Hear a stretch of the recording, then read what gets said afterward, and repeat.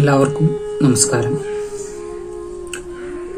വിവർത്തനത്തിന്റെ ഭാരതീയമായ ചരിത്രത്തെക്കുറിച്ചും ഭാരതീയമായ വിവർത്തന ചരിത്രത്തിന്റെ സൈദ്ധാന്തികമായ ചില തലങ്ങളെക്കുറിച്ചും ഭാരതീയ പശ്ചാത്തലത്തിൽ വിവിധ കാലഘട്ടങ്ങളിലെ വിവർത്തന സമീപനങ്ങളുടെ സവിശേഷ സ്വഭാവങ്ങളെക്കുറിച്ചുമുള്ള ചില ആലോചനകൾക്കാണ് ഇവിടെ ശ്രമിക്കുന്നത്.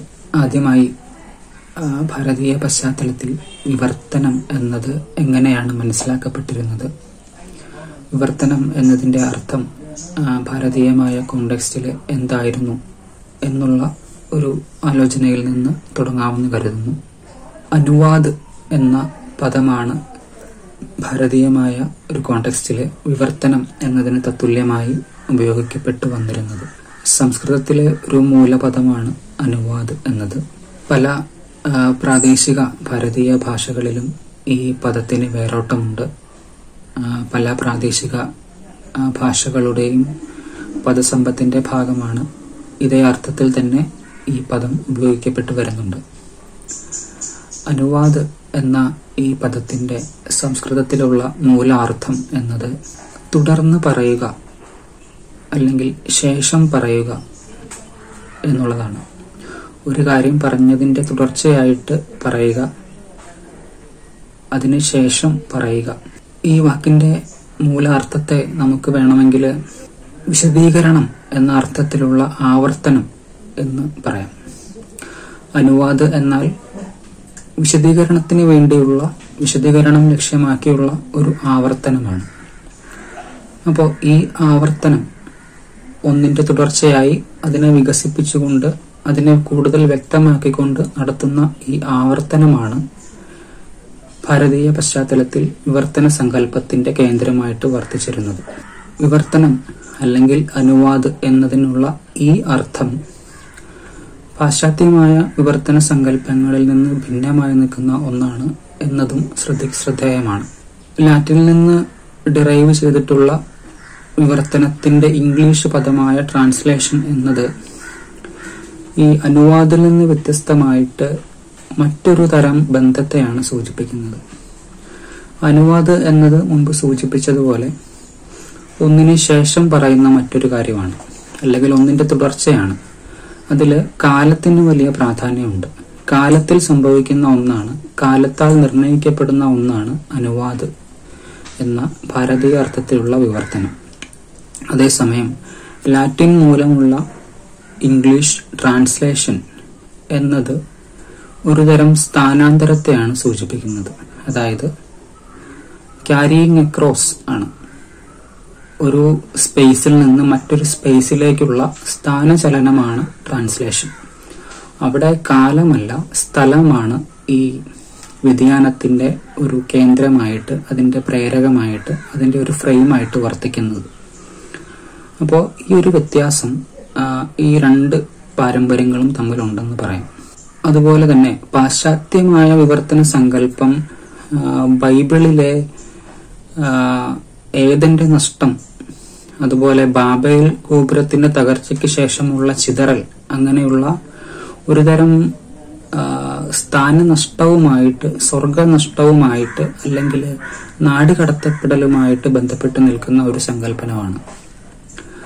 ഒറിജിനലായ ഒരു ഇടത്തിൽ നിന്നുള്ള പുറത്താക്കൽ, അതിനുശേഷമുള്ള അലഞ്ഞുതിരിയൽ, അത്തരം ചില മതാത്മകമായ അതിഭൗതികപരമായ ചില ആശയങ്ങളും പ്രേരണകളും പാശ്ചാത്യമായ വിവർത്തന സങ്കല്പത്തിന് പിന്നിൽ പ്രവർത്തിക്കുന്നുണ്ടെന്ന് അതിനെക്കുറിച്ച് പഠിച്ചിട്ടുള്ളവർ ചൂണ്ടിക്കാണിച്ചിട്ടുണ്ട്. അപ്പോൾ ഒറിജിനൽ ആയിട്ടുള്ള ഒരു ഇടത്തിൽ നിന്ന് പുറത്താക്കപ്പെട്ട, ഒറിജിനലിനേക്കാൾ ചെറുതാക്കപ്പെട്ട ഒറിജിനലിന്റെ അല്ലെങ്കിൽ മൂലത്തിന്റെ ആ ഒരു പവിത്രതയെ, അതിന്റെ ആ മഹത്വത്തിലേക്ക് എത്താൻ ശ്രമിക്കുന്ന, എന്നാൽ ഒരിക്കലും എത്തിപ്പെടാനാവാത്ത, മൂലത്തെക്കാൾ താഴെയായിട്ടുള്ള ഒരു സത്തയായിട്ടാണ് പാശ്ചാത്യ വിവർത്തന സങ്കല്പത്തില് വിവർത്തനം, ട്രാൻസ്ലേറ്റഡ് വർക്കുകൾ നിൽക്കുന്നത്. അതേസമയം ഭാരതീയമായ പശ്ചാത്തലത്തിലേക്ക് വരുമ്പോൾ അനുവാദ് എന്നുള്ളത് നമ്മൾ കണ്ടതുപോലെ ഒരു തുടർച്ചയാണ്. അത് ഒരു സ്ഥാനം നഷ്ടപ്പെടലല്ല, അതൊരു പറിച്ചുമാറ്റലല്ല, മറിച്ച് ഒരു തുടർച്ചയാണ്. പുനർജന്മം എന്നൊക്കെയുള്ള സങ്കല്പനവുമായിട്ടൊക്കെ ചേർന്ന് നിൽക്കുന്ന ഒരു തുടർച്ചയുടെ വിപുലനത്തിന്റെ, തുടർന്നുള്ള അതിജീവനത്തിന്റെ ഒക്കെ അത്തരം ആശയങ്ങളുമായിട്ട് ബന്ധപ്പെട്ടാണ് അനുവാദ് നിൽക്കുന്നത്. അപ്പോൾ ഭാരതീയമായ പശ്ചാത്തലത്തിലുള്ള ഈ ഒരു വിവർത്തന സങ്കല്പമാണ്, അനുവാദിന്റെ ഈ സങ്കല്പമാണ് പൊതുവെ ഒരു കൊളോണിയൽ കാലഘട്ടം വരെയുള്ള ഭാരതീയ സാഹിത്യ വ്യവസ്ഥയെ പൊതുവെ നിർണയിച്ചു പോന്നിരുന്നത് എന്ന് നമുക്ക് പറയാനായിട്ട് കഴിയും. അതിന്റെ ഒരു വിശദീകരണത്തിലേക്കാണ് ഇനി നമ്മൾ കിടക്കുന്നത്.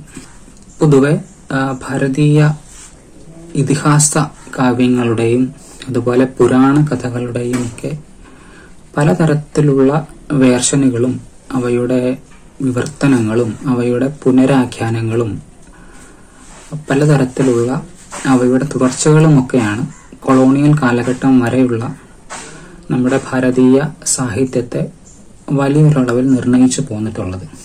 പൊതുവെ ഭാരതീയ സാഹിത്യം എന്ന് പറയുന്നത് ഈ മുൻപ് പറഞ്ഞ അനുവാദ് എന്നതിന്റെ ഒരു മണ്ഡലത്തിൽ നിൽക്കുന്ന ഒന്നായിരുന്നു എന്ന് പറയാം. വിവർത്തനത്തിന്, അതായത് ഭാരതീയമായ അനുവാദത്തിന് ഇവിടത്തെ സാഹിത്യ വ്യവസ്ഥയെ നിർണയിക്കുന്നതിൽ കൊളോണിയൽ കാലഘട്ടം വരെ വലിയ സ്ഥാനം ഉണ്ടായിരുന്നു എന്ന് പറയാം. അതേസമയം ഈ കൃതികൾ വിവർത്തനങ്ങൾ എന്നുള്ള അർത്ഥത്തെ അല്ല നിലനിന്ന് പോന്നിരുന്നത് എന്നതും ശ്രദ്ധേയമാണ്. വിവർത്തന ബോധ്യം, ഒരു കൃതി വിവർത്തനമെന്ന ഒരു വ്യതിരിക്ത സത്തയാണ് എന്നുള്ള ഒരു ബോധ്യം, ഒന്നിന്റെ വികലമായ അല്ലെങ്കിൽ അതിനേക്കാൾ ചെറുതായ ഒരു കോപ്പിയാണ് എന്നുള്ള ഒരു ബോധ്യം ഒരിക്കലും ഉണ്ടായിരുന്നില്ല. വിവർത്തനം മൂലവുമായിട്ട് സഹവർത്തിച്ചു നിൽക്കുന്ന ഒരു കാഴ്ചയാണ് കൊളോണിയൽ പീരീഡിന് മുൻപുള്ള ഇന്ത്യൻ സാഹിത്യ വ്യവസ്ഥയിൽ നമ്മൾ പൊതുവെ കാണുന്നത്. ഹരീഷ് ത്രിവേദി ഇതിനെ സൂചിപ്പിക്കുന്ന ഒരു രൂപകമുണ്ട്. അതായത് ഒരു വലിയ ആൽമരം, അതിന്റെ ശിലകളിൽ നിന്ന് താഴേക്ക് അതിന്റെ വേരുകൾ താഴ്ത്തി അവ വളർന്ന് പടർന്ന് ഒരു വൃക്ഷക്കൂട്ടമായിട്ട് മാറുന്നത് പോലെ മൂലപാഠവും അതിന്റെ പലതരത്തിലുള്ള അനുവാദ പാഠങ്ങളും സഹവർത്തിത്വത്തോടെ മൂലം വിവർത്തനമെന്ന വേർതിരിവില്ലാതെ ഒരുമിച്ച് നിലനിൽക്കുന്ന ഒരു കാഴ്ചയാണ് ഈ ആദ്യഘട്ടങ്ങളിൽ ഭാരതീയ വിവർത്തന മണ്ഡലത്തിലും ഭാരതീയ സാഹിത്യ മണ്ഡലത്തിലും പൊതുവെ നമ്മൾ കാണുന്നത്. മഹാഭാരതം, രാമായണം മുതലായ ഇതിഹാസ കാവ്യങ്ങൾ മാത്രമല്ല, മറിച്ച് പുരാണ കഥകളും അതുപോലെ അവതാര പുരുഷന്മാരെ കുറിച്ചുള്ള കഥകളും അതുപോലെ മിത്തുകളും ദേവീദേവന്മാരെ കുറിച്ച് പല പാഠങ്ങളിൽ രൂപപ്പെട്ടിട്ടുള്ള കഥകളും ഒക്കെ പലതരത്തിലുള്ള വിവർത്തനങ്ങൾക്ക് വിഷയമായിട്ടുണ്ട്. ഇതില് രണ്ട് പ്രധാന ഘട്ടങ്ങൾ എന്ന് പറയുന്നത്, ഒന്ന് ഭക്തിപ്രസ്ഥാനത്തിന്റെ ഒരു കാലഘട്ടമാണ്. 13-ാം നൂറ്റാണ്ട് മുതൽ ഒരു 16-ാം നൂറ്റാണ്ട് 17-ാം നൂറ്റാണ്ട് വരെയൊക്കെയുള്ള കാലഘട്ടത്തിൽ ആണ് ഈ ഒരു വിവർത്തനം, ഈ ഇതിഹാസ കാവ്യങ്ങളുടെയും മറ്റും വിവർത്തനം വളരെ ത്വരിതഗതിയിൽ നടന്നിട്ടുള്ളത്. രണ്ടാമത്തെ ഘട്ടം എന്ന് പറയുന്നത് ഈ ഒരു കാലത്തിന് ശേഷം ഒരു നിയോ ക്ലാസിക്കൽ എന്നൊക്കെ വിളിക്കാവുന്ന തരത്തില് ഉണ്ടാവുന്ന ഈ പഴയ പാഠങ്ങളുടെ വീണ്ടെടുപ്പാണ്. അപ്പോൾ ഈ ഭക്തിപ്രസ്ഥാന കാലഘട്ടത്തില് അതിന്റെ ഒരു സ്വാധീനം ഉണ്ടായിരുന്ന ഒരു കാലഘട്ടത്തില് രാമായണം അതുപോലെ മഹാഭാരതം മുതലായ ഇതിഹാസ കാവ്യങ്ങളുടെ ഒരുപാട് രൂപാന്തരങ്ങളും പുനർവ്യാഖ്യാനങ്ങളും വിവർത്തനങ്ങളും ഒക്കെ ഭാരതീയമായ പ്രാദേശിക ഭാഷകളിലേക്ക്, മലയാളം ഉൾപ്പെടെയുള്ള ഭാഷകളിലേക്ക് ഉണ്ടായിട്ടുണ്ട്. ഈ വിവർത്തനങ്ങൾ സാഹിത്യചരിത്രപരമായ പല കാറ്റഗറികളിലായിട്ട് ഉൾപ്പെടുന്നവയും കൂടിയാണ്. ഇപ്പൊ തമിഴ് മിശ്ര സാഹിത്യം അല്ലെങ്കിൽ പാട്ടുപ്രസ്ഥാനത്തിന്റെ ഭാഗമായിട്ടാണ് ഈ വിവർത്തനങ്ങൾ മലയാളത്തിൽ ആരംഭിക്കുന്നത്. പിന്നീട് ആ മണിപ്രവാളത്തിന്റെ കലർപ്പ് കൂടി ഉണ്ടാവുന്ന ഒരു കൂടുതൽ ആധുനികമായ ഒരു മിശ്ര ഭാഷയിലേക്ക് എഴുത്തച്ഛന്റെ കാലഘട്ടമൊക്കെ ആകുമ്പോഴത്തേക്കും ഈ വിവർത്തന ഭാഷ മാറിത്തീരുന്നുണ്ട്. അപ്പോൾ പാട്ട് പാരമ്പര്യത്തിലൂടെയാണ്, പൊതുവെ മണിപ്രവാളത്തിലൂടെയല്ല, പാട്ട് പാരമ്പര്യത്തിലൂടെയാണ് ഈ ഒരു വിവർത്തനങ്ങൾ, ഇതിഹാസ കാവ്യങ്ങളുടെ വിവർത്തനങ്ങൾ ഈ ഭക്തി പ്രസ്ഥാനത്തിന്റെ കോണ്ടെക്സ്റ്റിൽ ഇവിടേക്ക് വരുന്നതെന്ന് പറയാം. മലയാളത്തിന്റെ ഒരു പശ്ചാത്തലത്തിൽ, കേരളീയ പശ്ചാത്തലത്തിൽ. അപ്പോൾ കണ്ണശ കൃതികൾ, കണ്ണശ കവികളുടെ കൃതികൾ, അതുപോലെ എഴുത്തച്ഛന്റെ അധ്യാത്മരാമായണം, അതുപോലെ അതിനുശേഷം ഉള്ള ഗാഥാ പ്രസ്ഥാനത്തിന്റെ ഭാഗമായി ഉണ്ടാവുന്ന രചനകൾ, ചെറുശ്ശേരിയുടെയും മറ്റും കൃതികൾ, ഇവയൊക്കെ ഇതിഹാസ പുരാണ ആഖ്യാനങ്ങളുടെ പുനരെഴുത്തുകളും വിവർത്തനങ്ങളും ഒക്കെയാണ്. അപ്പോൾ ഈ കൃതികളുടെ എല്ലാം പ്രത്യേകത, ഇവയെല്ലാം വിവർത്തനങ്ങളായിരിക്കുമ്പോൾ തന്നെ അവ സ്വതന്ത്ര പാഠങ്ങളായിട്ട് അവയുടേതായ ഒരു സാംസ്കാരിക പരിസരത്തെ രൂപപ്പെടുത്തുന്ന കാഴ്ചയാണ് നമുക്ക് കാണാൻ കഴിയുന്നത്. വിവർത്തന കൃതിയുടെ കർത്താവാണെങ്കിലും മലയാളത്തിലെ ഏറ്റവും ഒറിജിനൽ ആയിട്ടുള്ള സാഹിത്യ എഴുത്തുകാരിൽ അഗ്രഗണ്യനായിട്ടാണ് ഇന്നും എഴുത്തച്ഛനെ നമ്മൾ പരിഗണിക്കുന്നത്. മലയാള ഭാഷയുടെ തന്നെ പിതാവായിട്ട് പോലും അദ്ദേഹത്തെ നമ്മൾ വിശേഷിപ്പിക്കാറുണ്ട്. അപ്പോൾ പാരമ്പര്യവും വ്യക്തിഗതമായ പ്രതിഭയും മൂലവും വിവർത്തനവും, ഇത്തരം വിഭിന്ന സത്തകളായിട്ട് നമ്മൾ ഇന്ന് കണക്കാക്കുന്ന കാര്യങ്ങളൊക്കെ ഒന്നു ചേർന്ന് പരസ്പരം വേർതിരിക്കാനാവാതെ നിൽക്കുന്ന ഒരു കാഴ്ചയാണ് ഈ ഒരു പ്രീ കൊളോണിയൽ കാലഘട്ടത്തിലെ വിവർത്തന മണ്ഡലത്തിൽ നമുക്ക് കാണാൻ കഴിയുന്നത്. ഇനി ഈ എഴുത്തച്ഛന്റെയും കണ്ണശ കവികളുടെയും മറ്റും രാമായണ ഭാരത വിവർത്തനങ്ങൾക്ക് പുറമെ മറ്റ് പ്രസ്ഥാനങ്ങളിലൂടെയും ഈ ഭാരതീയമായ ഇതിഹാസ കാവ്യങ്ങളുടെയും മറ്റും വിവർത്തനങ്ങൾ ഉണ്ടാവുന്നുണ്ട്. മുമ്പ് സൂചിപ്പിച്ചതുപോലെ ഗാഥാ പ്രസ്ഥാനം അതിൽ ഒന്നാണ്. അതുപോലെ നമ്മുടെ പൂന്താനത്തിന്റെയും മറ്റും ആധ്യാത്മികമായ കീർത്തന രചനകളിലും ഇത്തരം വിവർത്തനപരമായ ഘടകങ്ങൾ ധാരാളമായിട്ട് കാണാനായിട്ട് കഴിയും. അതുപോലെ പിന്നീട് കുഞ്ചൻ നമ്പ്യാരുടെയും മറ്റും കാലഘട്ടത്തിലേക്ക് വരുമ്പോൾ ഈ വിവർത്തനത്തിന് മറ്റൊരു മാനം ലഭിക്കുന്നതായിട്ട് നമുക്ക് കാണാനായിട്ട് കഴിയുന്നുണ്ട്. അതായത് തുള്ളലിലേക്കൊക്കെ വരുന്ന ഒരു സമയത്ത്, അതുപോലെ ആട്ടക്കഥ ഇവയൊക്കെ രൂപപ്പെടുന്ന ഒരു സമയത്ത് വിവർത്തനം രണ്ട് തലത്തിൽ നടക്കുന്നതായിട്ട് നമുക്ക് കാണാനായിട്ട് കഴിയും. മുൻകാലങ്ങളിലെ വിവർത്തനങ്ങളിൽ ഈ ഭാരതീയമായ പുരാണ കഥകളും ഇതിഹാസ കാവ്യങ്ങളും ഒക്കെ ഭാഷാപരമായ ഒരു ചിഹ്നമണ്ഡലത്തിലേക്കാണ് വിവർത്തനം ചെയ്യപ്പെടുന്നതെങ്കിൽ ഈ ഒരു ആട്ടക്കഥകളുടെയും അതുപോലെ തുള്ളലിന്റെയും ഒക്കെ ഒരു കാലഘട്ടത്തിലേക്ക്, ഒരു 17-18 നൂറ്റാണ്ടുകളിലേക്കൊക്കെ നമ്മൾ എത്തുമ്പോൾ വിവർത്തനം എന്ന് പറയുന്നത് ഒന്നിലധികം ചിഹ്നമണ്ഡലങ്ങൾ ചേർന്ന ഒരു സങ്കീർണ ചിഹ്നവ്യവസ്ഥയിലേക്ക് നടത്തുന്ന ഒരു ഭാഷാന്തരമായിട്ട് മാറുന്നതായിട്ട് കാണാം. ആട്ടക്കഥ എന്ന് പറയുമ്പോൾ നമുക്കറിയാവുന്ന പോലെ അതൊരു വായിച്ചറിയാനുള്ള ഒരു പാഠം മാത്രമല്ല, അതൊരു നാട്യകലയുടെ അടിസ്ഥാന പാഠമായിട്ട് കൂടിയാണ് വർത്തിക്കുന്നത്. അപ്പോൾ ആട്ടക്കഥയുടെ പാഠരൂപത്തിലേക്ക് മാത്രമല്ല, അതിന്റെ ദൃശ്യരൂപത്തിലേക്ക് കൂടി രണ്ട് തരത്തിലുള്ള വിവർത്തനത്തിനാണ് ഈ പുരാണ കൃതികളും ഇതിഹാസ കാവ്യങ്ങളും ഒക്കെ വിധേയമായിട്ട് മാറിയത്. അപ്പോൾ ഈ ഒരു കാലഘട്ടത്തോടെ, അതായത് ഭക്തി പ്രസ്ഥാനത്തിന്റെ ഒരു സുവർണ ദശയ്ക്ക് ശേഷമുള്ള ഈ ഒരു ഘട്ടത്തില് വിവർത്തനം എന്നത് കൂടുതൽ സങ്കീർണമായ ഒരു പ്രക്രിയയായിട്ട് മാറുന്നതായിട്ട് നമുക്ക് കാണാം. ഭാഷ എന്ന മാധ്യമം മാത്രമല്ല, മറിച്ച് ആംഗിക, വാചിക, സാത്വിക അഭിനയങ്ങൾ ഉൾച്ചേരുന്ന ഒരു ദൃശ്യകലയുടെ ഒരു നാട്യമണ്ഡലത്തിന്റെ ചിഹ്നവ്യവസ്ഥ കൂടി ഈ വിവർത്തന മണ്ഡലത്തിലേക്ക് കൂട്ടിച്ചേർക്കപ്പെടുന്നുണ്ട്. അങ്ങനെ കൂടുതൽ സങ്കീർണമായ ഒരു പ്രക്രിയയായിട്ട് വിവർത്തനം മാറിത്തീരുന്നു. അതിനനുസരിച്ച് തന്നെ വിവർത്തന മണ്ഡലത്തിലെ വിവർത്തകർ നടത്തുന്ന ഇടപെടലിനും കൂടുതൽ പ്രാധാന്യം വരുന്നതായിട്ട് കാണാം. ഈ ഒരു ദൃശ്യപരമായ അല്ലെങ്കിൽ നാട്യപരമായ ഒരു അംശത്തിന്റെ കലർപ്പ് ഈ വിവർത്തനത്തിന്റെ ചിഹ്നമണ്ഡലത്തിലേക്ക് കൂട്ടിച്ചേർക്കുന്നതിലൂടെ വിവർത്തകരുടെ ഒരു കർത്തൃത്വം കൂടുതലായിട്ട് ഇതിൽ പ്രവർത്തിക്കുന്നതായിട്ട് നമുക്ക് കാണാം. ഇപ്പോൾ മാരാരുടെ തുള്ളൽ കഥകളിലും മറ്റും ഹാസ്യത്തിനായിട്ടും അതുപോലെ തദ്ദേശീയ പ്രേക്ഷകരുടെ ആസ്വാദനത്തിനായിട്ടുമൊക്കെ അദ്ദേഹം കൂട്ടിച്ചേർത്തിട്ടുള്ള കാര്യങ്ങളും അദ്ദേഹം വരുത്തിയിട്ടുള്ള മാറ്റങ്ങളെ കുറിച്ചുമൊക്കെ നമുക്കറിയാം.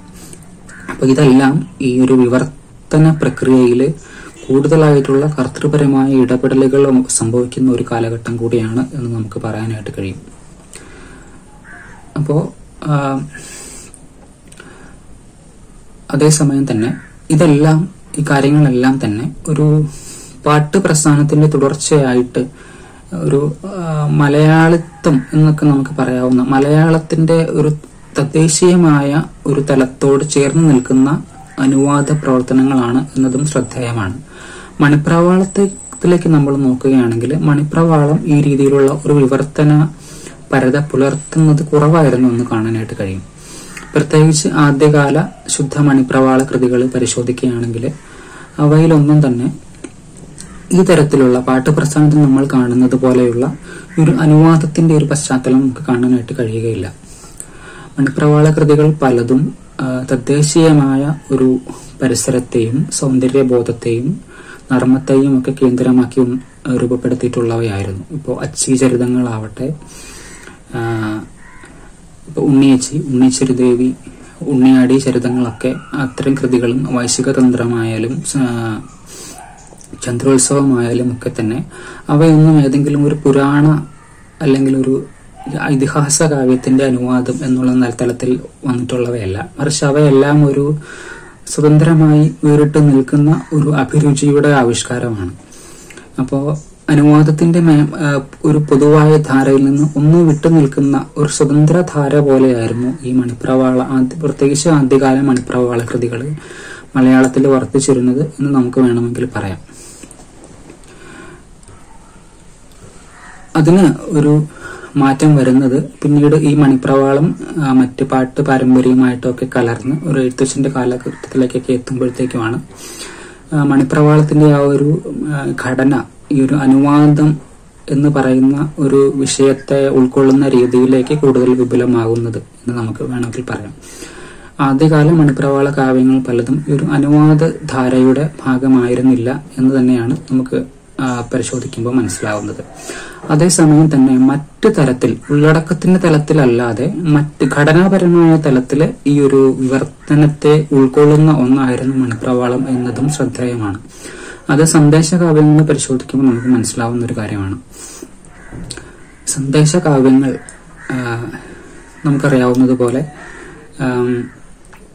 കേരളീയമായ ഭൂമിശാസ്ത്രത്തെയും അതുപോലെ സൗന്ദര്യ സങ്കല്പത്തെയും ഒക്കെ എടുത്തു കാണിക്കുന്ന, വ്യാപാര ബന്ധങ്ങളെയൊക്കെ വെളിപ്പെടുത്തുന്ന, തീർത്തും നമുക്ക് തദ്ദേശീയമെന്ന് വിളിക്കാവുന്ന ഒരു പ്രത്യേക ധാരയായിരുന്നു. എങ്കിലും സന്ദേശകാവ്യത്തിന്റെ അടിസ്ഥാന ഘടന എന്ന് പറയുന്നത് സ്വീകരിക്കപ്പെട്ടിട്ടുള്ളത് സംസ്കൃത കാവ്യ പാരമ്പര്യത്തിൽ നിന്നാണ്.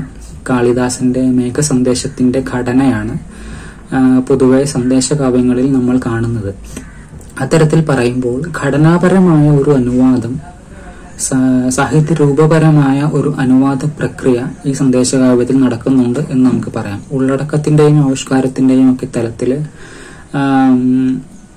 തീർത്തും സ്വതന്ത്രമായ ഒരു നില പുലർത്തുമ്പോൾ തന്നെ ഘടനാപരമായിട്ട് സംസ്കൃതത്തിലെ ക്ലാസിക്കൽ കാവ്യ പാരമ്പര്യത്തിന്റെ ഭാഗമായ മേഘസന്ദേശത്തിന്റെ ഘടനയാണ് കൈക്കൊള്ളുന്നത്.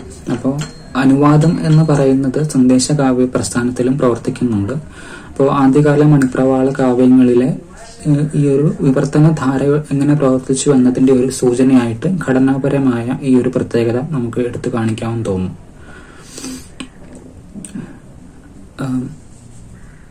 ഇവിടെ ശ്രദ്ധിക്കേണ്ട മറ്റൊരു കാര്യം മൂലപാഠങ്ങളിലെ തിരഞ്ഞെടുപ്പില് കാണാവുന്ന ഒരു പ്രത്യേകതയാണ്. പൊതുവെ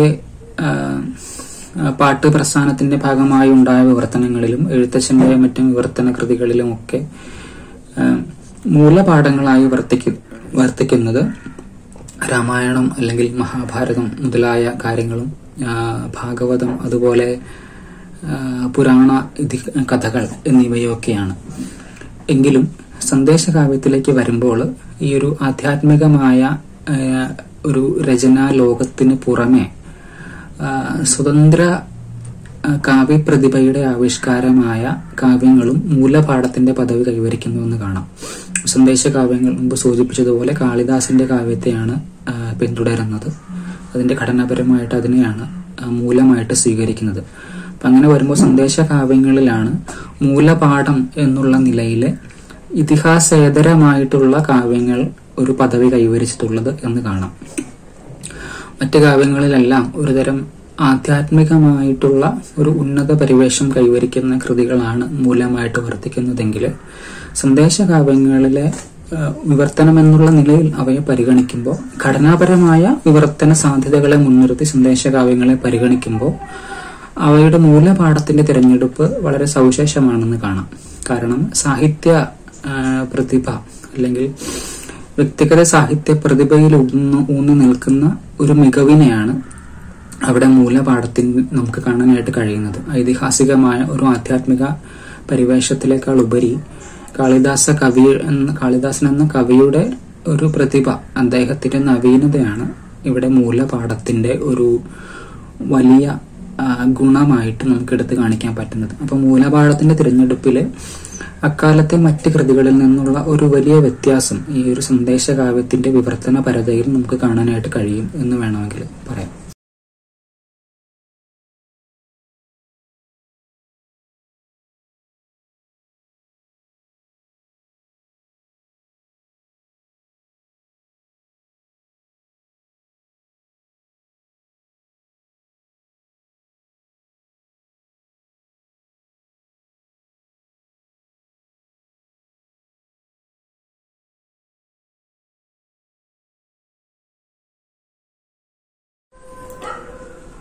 ഇതോടൊപ്പം തന്നെ മലയാളത്തിലെ ഈ ഒരു അനുവാദ പ്രക്രിയയുടെ ഭാഗമായിട്ട് രൂപപ്പെടുന്ന മറ്റു പല പാഠങ്ങളും നമുക്ക് കാണാനായിട്ട് സാധിക്കും. ഭാഷാ കൗടില്യം മുതലായ രചനകൾ, അതുപോലെ ഭാഷാ ചമ്പുക്കൾ, അതുപോലെ പിൽക്കാല മണിപ്രവാള കൃതികളുടെ ഭാഗമായ ദേവസ്തുതികൾ, ദേവീസ്തവങ്ങൾ, ആധ്യാത്മികമായ കീർത്തന രചനകൾ, അവയെല്ലാം തന്നെ ഈ ഒരു ഭാരതീയമായ പൊതുവായ അനുവാദ പാരമ്പര്യവുമായിട്ട് പലതരത്തിൽ, പല അളവുകളിൽ, പല പ്രകാരങ്ങളിൽ കണ്ണിച്ചേരുന്ന വിവർത്തന പാഠങ്ങളായി കൂടിയാണ് വർത്തിക്കുന്നത് എന്ന് പറയാം. പൊതുവെ പ്രീ കൊളോണിയൽ കാലഘട്ടത്തിലെ മലയാളത്തിലെ സാഹിത്യ പ്രസ്ഥാനങ്ങൾ എല്ലാം തന്നെ പല രീതികളിൽ ഈ ഒരു ഭാരതീയമായ സാഹിത്യ ചിന്തയുടെ അടിസ്ഥാനമായി വർത്തിക്കുന്ന ഒരു അനുവാദ രീതിയുമായിട്ട് ബന്ധപ്പെട്ടാണ് രൂപപ്പെട്ടിട്ടുള്ളത് എന്ന് നമുക്ക് പൊതുവായിട്ട് പറയാവുന്നതാണ്. ഭാരതീയമായ ഒരു സാഹിത്യ തത്വശാസ്ത്രം എന്നുള്ള നിലയിൽ തുടർന്ന് പറയുക, ആദ്യം പറഞ്ഞതിനെ പുതുക്കുക, അതിന് തുടർച്ചയും വിപുലനവും നൽകുക എന്നുള്ള ഒരു തത്വചിന്തയുടെ ഊർജം സ്വീകരിച്ചുകൊണ്ടാണ് മലയാളത്തിലെ ഇത്തരം പ്രീ കൊളോണിയൽ സാഹിത്യ മണ്ഡലം വലിയൊരളവിൽ നിർണയിക്കപ്പെട്ടിട്ടുള്ളത് എന്ന് നമുക്ക് കാണാൻ സാധിക്കും. അതോടൊപ്പം തന്നെ വളരെ മുൻപേ തന്നെ കൂടിയാട്ടം മുതലായ ദൃശ്യകലകളിലൂടെയും അതുപോലെ കൂടിയാട്ടത്തിന്റെയൊക്കെ സാഹിത്യ അല്ലെങ്കിൽ പാഠരൂപമായ ആട്ടപ്രകാരത്തിലൂടെയും ഒക്കെ ഈ ഒരു അനുവാദ പ്രക്രിയയുടെ മറ്റ് രൂപങ്ങൾ മലയാളത്തിൽ ഉണ്ടായിട്ടുണ്ട്. അവയും ഇതോടൊപ്പം തന്നെ നമുക്ക് ചേർത്ത് വയ്ക്കാവുന്നതാണ്.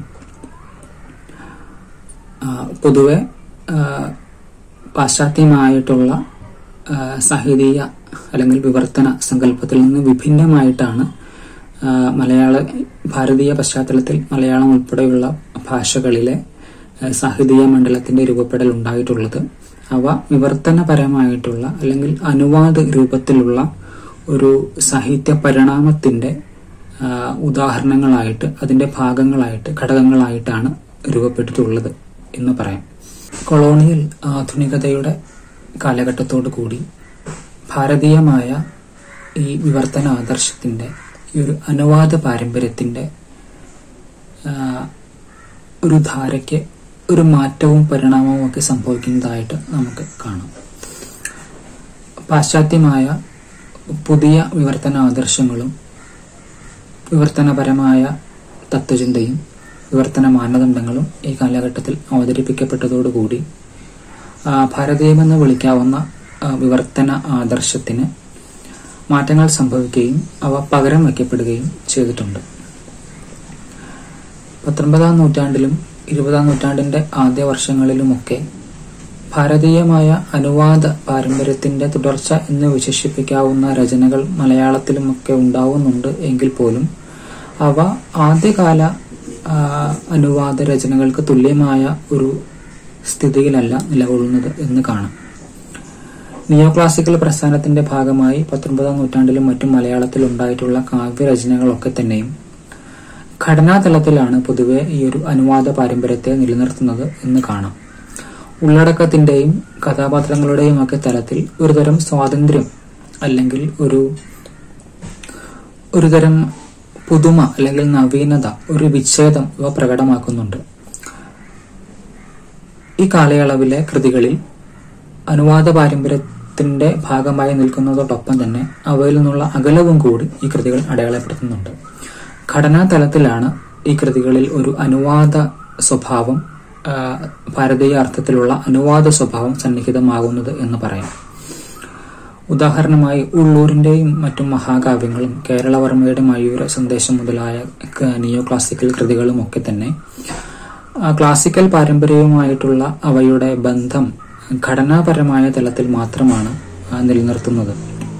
ഉള്ളടക്കത്തിന്റെ തലത്തിലൊക്കെ അനുവാദ പാരമ്പര്യത്തിൽ നിന്ന് വിച്ഛേദം സൂക്ഷിക്കാൻ ഇവയൊക്കെ ശ്രമിക്കുന്നുണ്ട്. ഇങ്ങനെ നോക്കുമ്പോൾ അനുവാദ പാരമ്പര്യത്തിന് തന്നെ ഈ ഒരു കൊളോണിയൽ കാലഘട്ടത്തിൽ വലിയ മാറ്റങ്ങൾ വരുന്നുവെന്ന് കാണാം. ഇതിനു പുറമെ സംഭവിക്കുന്ന മാറ്റം അനുവാദ പാരമ്പര്യത്തിന് പരിണാമം സംഭവിക്കുന്നതോടൊപ്പം തന്നെ മറ്റൊരു പുതിയ വിവർത്തന ധാര കൂടി ഇവിടേക്ക് കടന്നു വരികയാണ്. പാശ്ചാത്യ രീതിയിലുള്ള പാശ്ചാത്യ ആദർശങ്ങളെ അടിസ്ഥാനമാക്കിയുള്ള പുതിയ ഒരു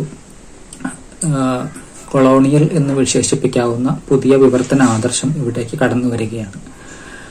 ക്രിസ്ത്യൻ ലോകവീക്ഷണത്തിന്റെയും അതുപോലെ കൊളോണിയൽ പ്രത്യയശാസ്ത്രത്തിന്റെയും ഒക്കെ അടയാളങ്ങൾ പതിഞ്ഞിട്ടുള്ള യൂറോപ്യൻ വിവർത്തന സങ്കല്പം 19ാം നൂറ്റാണ്ടോട് കൂടി മലയാളത്തിലേക്ക് കടന്നു വരികയും ക്രമേണ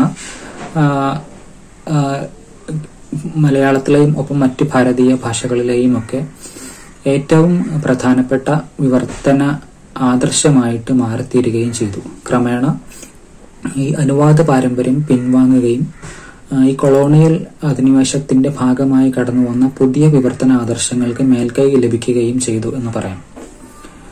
ഇന്ന് നമ്മൾ മനസ്സിലാക്കുന്ന തരത്തിലുള്ള വിവർത്തന ബന്ധത്തെക്കുറിച്ചും മൂലം വിവർത്തനം എന്ന വിഭജനത്തെക്കുറിച്ചുമൊക്കെയുള്ള കാഴ്ചപ്പാടുകൾ ഈ ഒരു കാലഘട്ടത്തിലൂടെയാണ് കടന്നു വരുന്നത്. മൂലത്തിൽ നിന്ന് വിഭിന്നമായി നിൽക്കുന്ന ലക്ഷ്യഭാഷാകൃതി അല്ലെങ്കിൽ വിവർത്തന പാഠം എന്ന സങ്കല്പം, അതുപോലെ മൂലത്തിന് സങ്കല്പിക്കപ്പെടുന്ന ഉന്നത പദവി, വിവർത്തനത്തിന് നൽകപ്പെടുന്ന രണ്ടാം പദവി, രണ്ടിന്റെയും വ്യതിരിക്തമായ സ്വത്വങ്ങൾ, അതുപോലെ മൂലത്തിന് ഉണ്ടായിരിക്കേണ്ടതായി കണക്കാക്കപ്പെടുന്ന വിശ്വസ്തത, സമമൂല്യത മുതലായ മൂല്യങ്ങൾ, ഗുണങ്ങൾ, വിവർത്തനത്തിന്റെ മൂല്യനിർണയനത്തിൽ പരിഗണിക്കേണ്ടതായി കണക്കാക്കപ്പെടുന്ന പുതിയ തരത്തിലുള്ള മൂല്യങ്ങൾ, ഇവയെല്ലാം ഈ ഒരു കൊളോണിയൽ കാലഘട്ടത്തിലെ പുതിയ യൂറോപ്യൻ അല്ലെങ്കിൽ പാശ്ചാത്യ വിവർത്തന ആദർശത്തിലൂടെയാണ് ഇവിടേക്ക് കടന്നു വരുന്നതും ഇവിടെ ഒരു വേരുറപ്പിക്കുന്നതും. അപ്പോ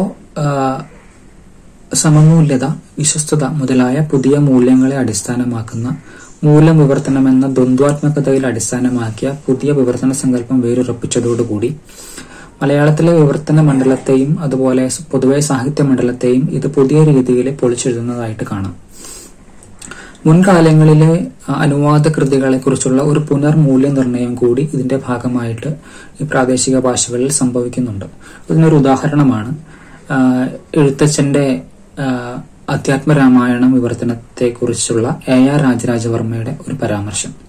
അദ്ദേഹം കുഞ്ഞിക്കുട്ടൻ തമ്പുരാൻ എഴുതിയ മഹാഭാരത തർജ്ജമയെ പുകഴ്ത്തിക്കൊണ്ടാണ് ഇത് പറയുന്നത്. അത് ഞാനിവിടെ വായിക്കാം.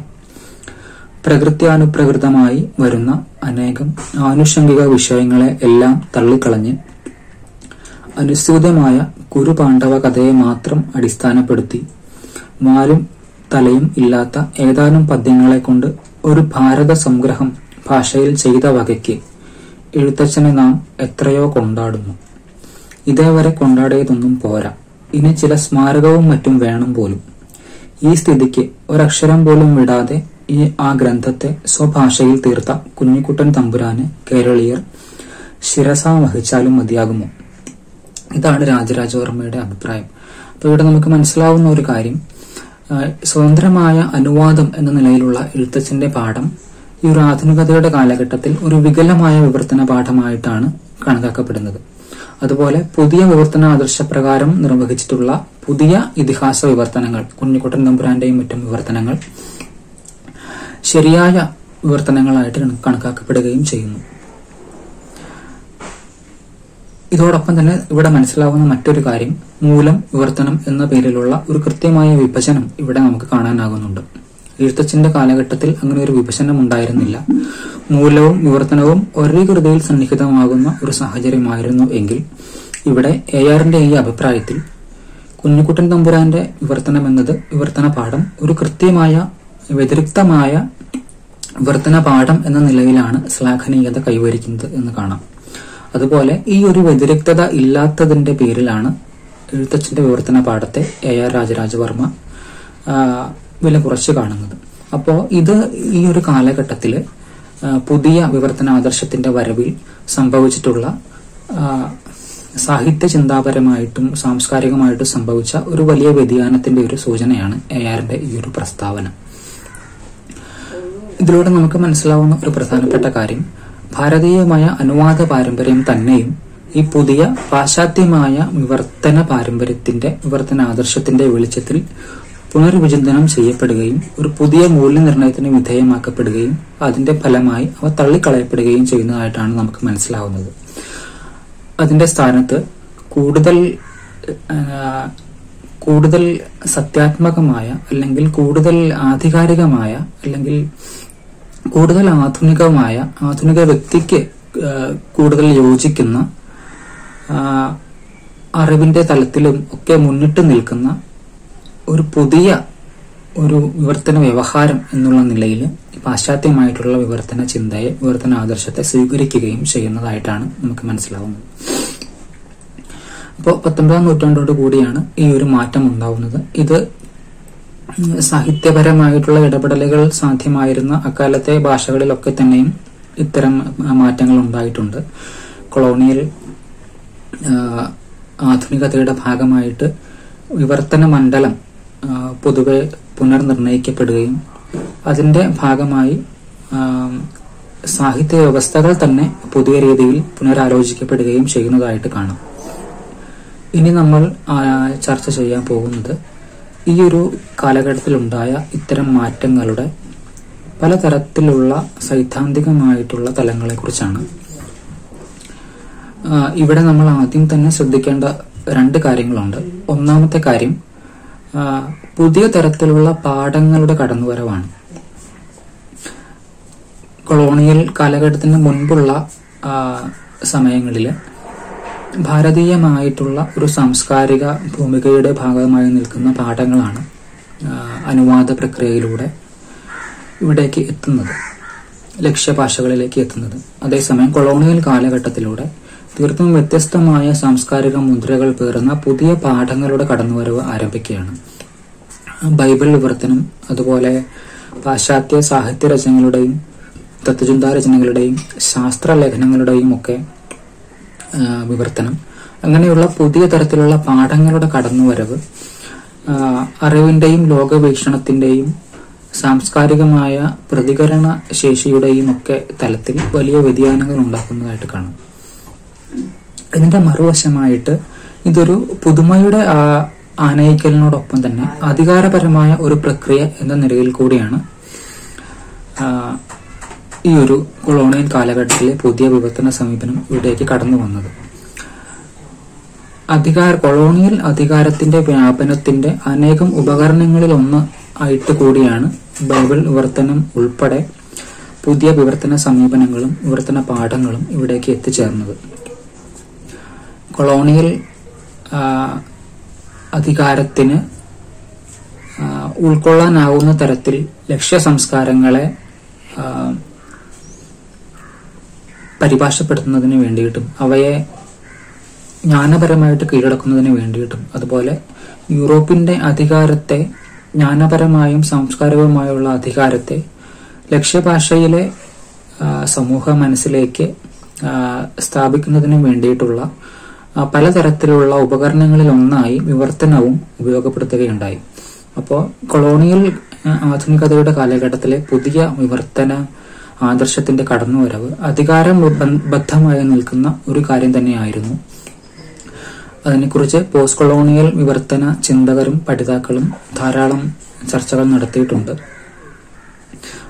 ഇത്തരം ചർച്ചകളിലെ ചില പ്രധാന ആശയങ്ങളെക്കുറിച്ചാണ് ഇനി നമ്മൾ ആലോചിക്കുന്നത്. മുൻപ് സൂചിപ്പിച്ച ഒരു കാര്യത്തിൽ ഒരു തിരുത്തൽ വരുത്തേണ്ടതുണ്ട്. AR രാജരാജവർമ്മയുടെ എഴുത്തച്ഛനെ കുറിച്ചുള്ള അഭിപ്രായം അദ്ദേഹത്തിന്റെ ഭാരതം വിവർത്തനത്തെ മുൻനിർത്തിയുള്ളതാണ്, അധ്യാത്മരാമായണത്തെ മുൻനിർത്തിയുള്ളതല്ല. അങ്ങനെ ആണ് പറഞ്ഞത്. അതൊരു തെറ്റ് വന്നതാണ്. കൊളോണിയൽ ആധുനികതയുടെ കാലഘട്ടത്തിലെ വിവർത്തന സംരംഭങ്ങളിലും വിവർത്തന സമീപനങ്ങളിലും ഉൾച്ചേർന്നിരുന്ന പ്രത്യയശാസ്ത്രപരമായ ഘടകങ്ങളെക്കുറിച്ച് പോസ്റ്റ് കൊളോണിയൽ ചിന്തകരും വിവർത്തന പഠിതാക്കളും പിൽക്കാലത്ത് ധാരാളം പഠനങ്ങൾ നടത്തിയിട്ടുണ്ട്. ഇത്തരം പഠനങ്ങൾ വളരെയധികം വിമർശനപരമായ ഒരു നിലപാടിൽ നിന്നുകൊണ്ടാണ് പൊതുവെ നടത്തിവരുന്നത്. അതേസമയം തന്നെ കൂടുതൽ സമീപകാലത്തുള്ള വിവർത്തന പഠനത്തിന്റെ ഭാഗമായുള്ള പഠനങ്ങൾ ഇത്തരം പോസ്റ്റ് കൊളോണിയൽ വിമർശന വായനകളെ തന്നെ പുനർവായിക്കാനും പുനരാലോചിക്കാനും ശ്രമിക്കുന്നുണ്ട് എന്നതും ഒരു വസ്തുതയാണ്.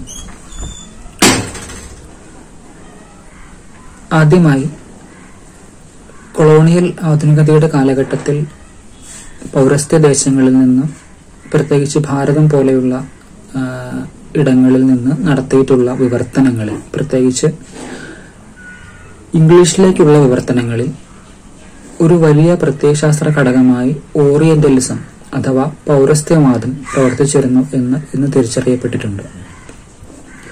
18ാം നൂറ്റാണ്ടിന്റെ അവസാന ഘട്ടം മുതലുള്ള കാലഘട്ടങ്ങളിൽ പാശ്ചാത്യ നാടുകളിൽ വലിയ പ്രചാരം നേടിയ ഒരു വ്യവഹാരമായിരുന്നു ഓറിയന്റലിസം.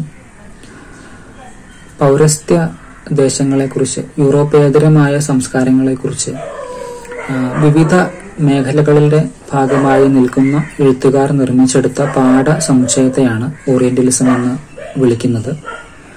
അതേസമയം തന്നെ എഡ്വേർഡ് സെയ്ദ് മുതലായ പോസ്റ്റ് കൊളോണിയൽ ചിന്തകരുടെ പഠനങ്ങളിലൂടെ ഓറിയന്റലിസം എന്നത് ഒരു പ്രത്യയശാസ്ത്ര നിർമ്മിതി എന്നുള്ള നിലയിലും മനസ്സിലാക്കപ്പെട്ടിട്ടുണ്ട്.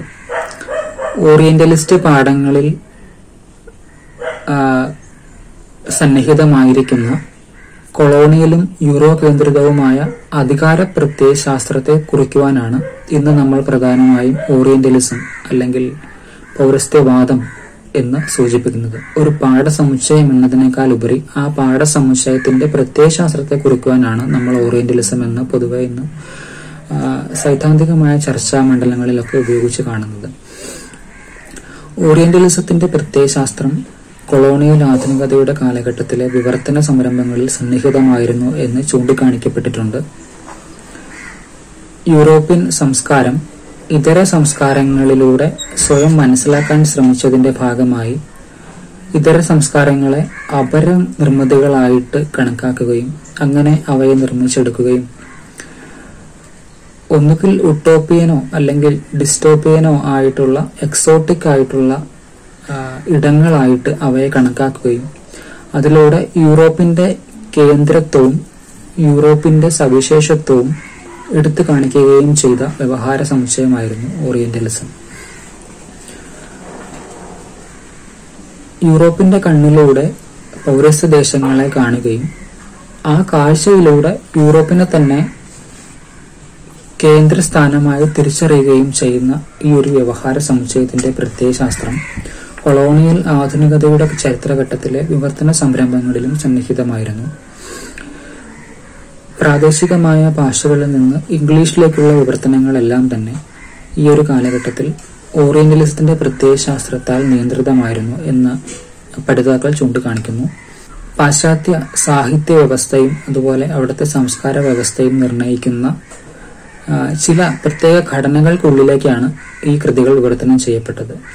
ഇതിന്റെ ഭാഗമായിട്ട് പ്രാദേശിക രചനകൾ വലിയ രീതിയിലുള്ള മാറ്റങ്ങൾക്കും രൂപാന്തരങ്ങൾക്കും വിധേയമായിട്ടുണ്ട്. യൂറോപ്പേതരത്തെ കാണുവാൻ ആഗ്രഹിച്ചത് എങ്ങനെയാണോ ആ കൃത്യമായ ഘടനകളിലേക്കാണ് ഈ കൃതികൾ വിവർത്തനം ചെയ്തത്. പൗരസ്ത്യ കൃതികളായി അവയുടെ സവിശേഷതയിൽ നോക്കിക്കാണാൻ ശ്രമിക്കുന്നതിന് പകരം യൂറോപ്പിന്റെ വീക്ഷണ താല്പര്യങ്ങളിലേക്ക് അവയെ വിവർത്തനം ചെയ്യുന്ന ഒരു സമീപനമാണ് ഇത്തരം ഓറിയന്റലിസ്റ്റ് വിവർത്തനങ്ങൾ ചെയ്തിട്ടുള്ളത്. ഇതിനുള്ള ഒരു ഉദാഹരണം സർ വില്യം ജോൺസ് എന്ന ഓറിയന്റലിസ്റ്റ് വിവർത്തകൻ ശാകുന്തള കാവ്യത്തിന്, കാളിദാസന്റെ ശാകുന്തളത്തിന് തയ്യാറാക്കിയ ഇംഗ്ലീഷ് പരിഭാഷയാണ്. 1789 സർ വില്യം ജോൺസ് ശാകുന്തളം ഇംഗ്ലീഷിലേക്ക് പരിഭാഷപ്പെടുത്തിയത്. Shakuntala or the fatal ring an Indian drama എന്നായിരുന്നു അദ്ദേഹം വിവർത്തന പാഠത്തിന് നൽകിയ ശീർഷകം. ഈ വിവർത്തനത്തിൽ അദ്ദേഹം വരുത്തിയ ഒരു പ്രധാന മാറ്റം എന്ന് പറയുന്നത്, മൂലപാഠത്തിൽ ശകുന്തള വിയർക്കുന്ന സന്ദർഭങ്ങളുണ്ട്, എന്നാൽ അദ്ദേഹം ഇംഗ്ലീഷ് വിവർത്തനത്തിലെ ഈ ഭാഗങ്ങളെല്ലാം മാറ്റിയിട്ടുണ്ട്. അദ്ദേഹം സർ വില്യം ജോൺസ് കൊൽക്കത്തയിലെ സുപ്രീം കോടതി ജഡ്ജിയായിട്ട് വളരെ കാലം കഴിഞ്ഞിട്ടുള്ള ഒരാളാണ്. അതുകൊണ്ട് ഇന്ത്യയുടെ കാലാവസ്ഥയും അതുമൂലം ഉണ്ടാകുന്ന ശാരീരിക പ്രതികരണങ്ങളെക്കുറിച്ചും അദ്ദേഹത്തിന് ഒരു ധാരണയുണ്ടായിരുന്നു. എങ്കിൽ പോലും അദ്ദേഹം ഈ ശകുന്തള വിയർക്കുന്ന സന്ദർഭങ്ങളിലൊക്കെ ഇത്തരം ശാരീരിക പ്രതികരണങ്ങളെ മായ്ച്ചു കളഞ്ഞ് ഒരു ശുദ്ധീകരണ പ്രക്രിയയ്ക്ക് വിധേയയാക്കിയിട്ടാണ് ശകുന്തളയുടെ ശരീരത്തെ വിവർത്തന പാഠത്തിൽ അവതരിപ്പിക്കുന്നത്. അപ്പൊ അതിനുള്ള കാരണമായി ചൂണ്ടിക്കാണിക്കപ്പെടുന്നത്, അക്കാലത്തെ ഇംഗ്ലീഷ് സാഹിത്യ വ്യവസ്ഥയിൽ വിക്ടോറിയൻ ആചാരമര്യാദകൾ പ്രകാരം നിർണയിക്കപ്പെട്ട ഇംഗ്ലീഷ് സാഹിത്യ മണ്ഡലത്തില് വിയർപ്പ് എന്ന് പറയുന്നത് ഒരു ലൈംഗികതാ സൂചകമായിട്ടുള്ള ഒരു കാര്യമായിരുന്നില്ല. മൂലകൃതിയിൽ കാളിദാസന്റെ ശാകുന്തളത്തിൽ ശകുന്തളയുടെ പ്രണയത്തെ അല്ലെങ്കിൽ ലൈംഗികതയെ വൈകാരികമായ തീവ്രതകളെ കുറിക്കുന്ന സന്ദർഭങ്ങളിലാണ് ഈ വിയർപ്പ് ഒരു വൈകാരിക പ്രതികരണം എന്നുള്ള നിലയിൽ കൂടിയാണ് ആവിഷ്കരിക്കപ്പെടുന്നത്. അതൊരു ലൈംഗികതയുമായി ബന്ധപ്പെട്ട ഒരു സൂചകമെന്നുള്ള നിലയിലാണ് മൂലപാഠത്തിൽ വരുന്നത്. എന്നാൽ ഇംഗ്ലീഷിലെ അക്കാലത്തെ വിക്ടോറിയൻ സാഹിത്യ വ്യവസ്ഥയിൽ വിയർപ്പിന് ഇത്തരത്തിലുള്ള ഒരു ലൈംഗികമായിട്ടുള്ള ഒരു അർത്ഥതലം ഒരിക്കലും ഉണ്ടായിരുന്നില്ല. വിയർപ്പ് എന്ന് പറയുന്നത് ഒന്നുകിൽ അസുഖത്തെയോ അല്ലെങ്കിൽ അമിതമായ ശാരീരിക അധ്വാനത്തെയോ ഒക്കെ കുറിക്കുന്ന നെഗറ്റീവായ ഒരു കാര്യമായിരുന്നു. അത് സഭ്യമായിട്ടുള്ള ഒരു സൂചകമായിരുന്നില്ല. അതിനാൽ മൂലപാഠത്തെ ലക്ഷ്യഭാഷയിലെ വീക്ഷണ രീതികൾക്കും അവിടുത്തെ ആചാരമര്യാദകൾക്കും ഇണങ്ങുന്ന രീതിയിൽ മാറ്റി തീർത്തുകൊണ്ടാണ് സർ വില്യം ജോൺസ് വിവർത്തനം ചെയ്തത്. അപ്പോൾ യൂറോപ്പ് മുൻകൂട്ടി നിശ്ചയിച്ച ചില ഫ്രെയിമുകളിലൂടെയാണ് പൗരസ്ത്യ ലോകത്തിലെ പാഠങ്ങൾ യൂറോപ്പിലേക്ക് എത്തിപ്പെട്ടതും അവർ യൂറോപ്യൻ വായനക്കാർ പൗരസ്ത്യ കൃതികളെയും പൗരസ്ത്യ സംസ്കാരത്തെയും അറിഞ്ഞതും. അപ്പോൾ ഇത്തരം മാറ്റങ്ങൾ അക്കാലത്തെ ഓറിയന്റലിസ്റ്റ് വിവർത്തനങ്ങളിൽ പൊതുവെ കാണാവുന്ന ഒരു കാര്യമാണ് എന്ന് നിരീക്ഷിക്കപ്പെട്ടിട്ടുണ്ട്.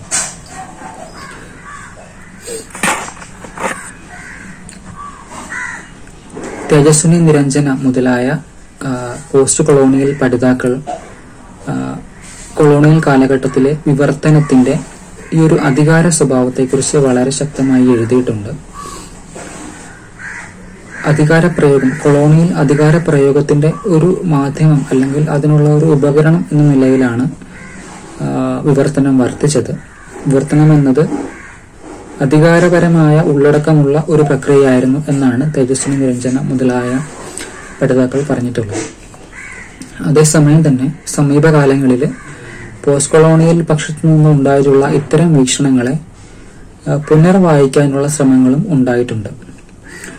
തേജസ്വിനി നിരഞ്ജന മുതലായ ചിന്തകരുടെ ഇത്തരം വിമർശന ഇടപെടലുകൾ അല്ലെങ്കിൽ വിമർശന അഭിപ്രായങ്ങൾ പോസ്റ്റ് കൊളോണിയൽ വിമർശന ചിന്തയുടെ ഒരു തീവ്രഘട്ടത്തെ പ്രതിനിധീകരിക്കുന്ന ഒന്നാണ് എന്നാണ് സൂസൻ ബാസ്നെറ്റ് മുതലായ വിവർത്തന പഠിതാക്കൾ ചൂണ്ടിക്കാണിക്കുന്നത്.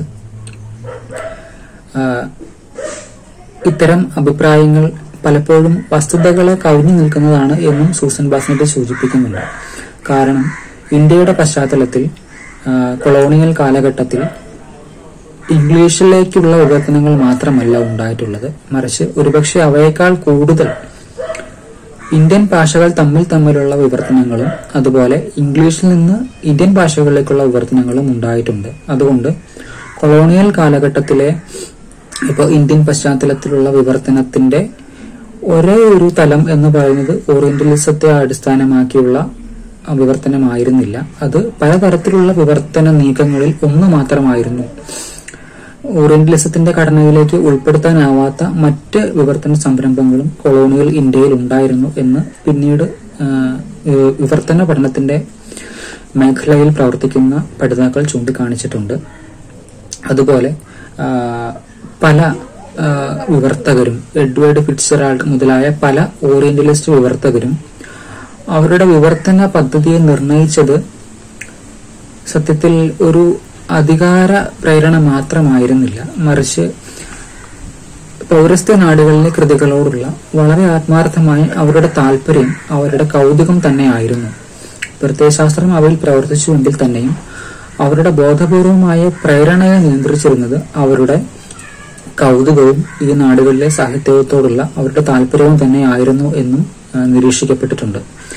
അപ്പോൾ ഓറിയന്റലിസം എന്ന് പറയുന്നത് കൊളോണിയൽ ആധുനികതയുടെ കാലഘട്ടത്തിലെ ഭാരതത്തിൽ നിന്നുള്ള വിവർത്തനത്തെ നിർണയിച്ചിട്ടുള്ള ഒരു വലിയ പ്രത്യയശാസ്ത്ര ഘടകം ആയിരിക്കുമ്പോൾ തന്നെ ഓറിയന്റലിസത്തിന്റെ ഘടനയിൽ വിശദീകരിക്കാനാവാത്ത മറ്റ് വിവർത്തന നീക്കങ്ങളും നടന്നിട്ടുണ്ട് ഭാരതത്തിൽ. ഭാരതീയ ഭാഷകൾ തമ്മിലും ഇംഗ്ലീഷിൽ നിന്ന് ഭാരതീയ ഭാഷകളിലേക്കുള്ള വിവർത്തനങ്ങളും ഈ കാലഘട്ടത്തിൽ നടന്നിട്ടുണ്ട്. ഇംഗ്ലീഷിൽ നിന്ന് ഭാരതീയ ഭാഷകളിലേക്ക് നടത്തിയിട്ടുള്ള വിവർത്തനങ്ങൾ ഇപ്പോൾ മലയാളം ഉൾപ്പെടെയുള്ള ഭാഷാ സമൂഹങ്ങളിൽ വിദ്യാഭ്യാസ പ്രവർത്തനങ്ങൾക്കും അതുപോലെ സാമൂഹിക പുരോഗതി ലക്ഷ്യമാക്കിയുള്ള മുന്നേറ്റങ്ങൾക്കും അതുപോലെ പുതിയ അറിവിന്റെ സ്വീകരണത്തിലും പുതിയ സാഹിത്യ രൂപങ്ങളുടെ രൂപീകരണത്തിലുമൊക്കെ പോസിറ്റീവായ ഇടപെടലുകൾ കൂടി നടത്തിയിട്ടുണ്ട് എന്നുള്ളതും ഒരു വസ്തുതയാണ്. ഇപ്പോൾ കൊളോണിയൽ കാലഘട്ടത്തിലെ വിവർത്തന മേഖല എന്ന് പറയുന്നത് അധികാരബദ്ധമായിരിക്കുമ്പോൾ തന്നെ ലക്ഷ്യഭാഷാ സംസ്കാരത്തിന്റെ പരിവർത്തന പ്രേരകമായിട്ടുള്ള ഒരു ഇടപെടൽ എന്നുള്ള നിലയിൽ കൂടിയാണ് ഇവിടെ പ്രവർത്തിച്ചത് എന്നതും മനസ്സിലാക്കേണ്ടതുണ്ട്.